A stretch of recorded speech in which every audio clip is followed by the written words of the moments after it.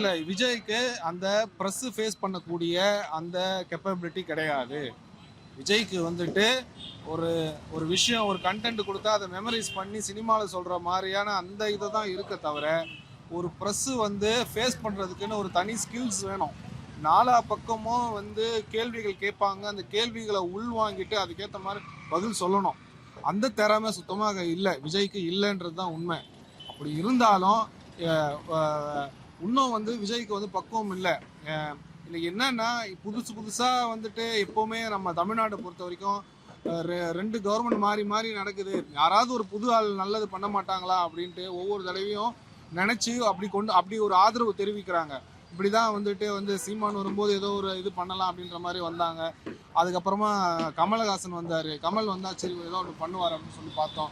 அவர் தான் வந்து என்ன பண்ணார், கடைசியாக வந்து டிஎம்கேவோட போயிட்டார். கள அரசியல்ன்றது டோட்டலாக வேற. கூட்டம் வரதை வச்சு வந்து நாம வந்து எதுவும் டிசைட் பண்ண முடியாது. இதை வந்துட்டு ஒரு கரெக்டான நிர்வாகிகளோட ஆலோசனை பண்ணி இதை இது பண்ணியிருக்கலாம். ப்ரெஸ் மீட் வந்து கண்டிப்பாக வந்து முக்கியமாக அட்லீஸ்ட் இந்நேரம் வருத்தம் தெரிவித்து ஒரு அறிக்கையை வெளியிட்டுருக்கணும். இதை வந்துட்டு ரொம்ப துரதிருஷ்டவசமானது, நான் இதுக்காக மனம் வருந்துகிறேன் அப்படிங்கிற மாதிரி இதை சொல்லியிருக்கணும். இதுக்கு முழுசாக பொறுப்பேற்கணும். விஜய் வந்து கண்டிப்பாக முழுசாக பொறுப்பேற்கணும். அரசும் இந்த இடத்துல உளவுத்துறை ஃபெயிலியர் ஆகிருக்கு. இதை வந்துட்டு 39 பேர் வந்து இட்ஸ் இஸ் நாட் அக்செப்டபிள். ஒரு உயிர் போனாலும் அதுக்கான வேல்யூ வந்து ரொம்ப, அதுக்கே வந்து அரசு பதில் சொல்லணும். பட் இந்த மாதிரியான ஒரு மிகப்பெரிய துயரம், இது வந்து பெரிய ஸ்டாம்பீடு. ஒரு 39 பேருங்கிறது குழந்தைங்க, பச்சை குழந்தைங்க, பெண்கள் இதெல்லாம் இருக்கும்போது ரொம்ப வந்து மீளா துயரம். இது ரொம்ப நம்ம மீடியாவை பார்க்கும்போது ரொம்ப வேதனையாக இருக்குது, ரொம்ப கஷ்டமாக இருக்குது.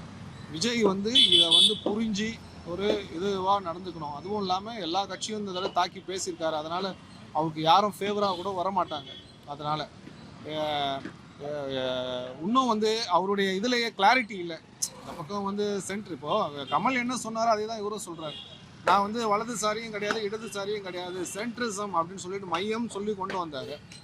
ஏதாவது ஒன்றில் தான் இருக்க முடியும். மையம் சொல்லி இருந்து இதுலையும் அதுலையும் அப்படின்லாம் பண்ண முடியாது. கடைசியாக என்னாச்சு, இறங்கினார் எலெக்ஷனில், கடைசியாக என்னாரு, இது செட் ஆவான்னு சொல்லிட்டு திரும்ப இடதுசாரி பக்கமே போயிட்டு திராவிட அரசியலே போய் சேர்ந்துட்டார். ஸோ அதே தான் விஜயோட இது வந்துட்டு இன்னும் பக்குவம் இல்லை.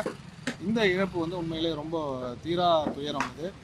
இதற்காக உண்மையிலே நம்ம இந்த நேரத்தில் அரசியல் நம்ம பேசக்கூடாது இருந்தாலும் கூட இந்த நேரத்தில் பட்டு விஜய் இதுக்கப்புறமா வந்து கண்டிப்பாக எந்த இது நிகழ்ச்சியும் வந்து கவர்மெண்ட் வந்து இதை ஒரு சாதகம் வந்து கண்டிப்பாக கொடுக்க மாட்டாங்க.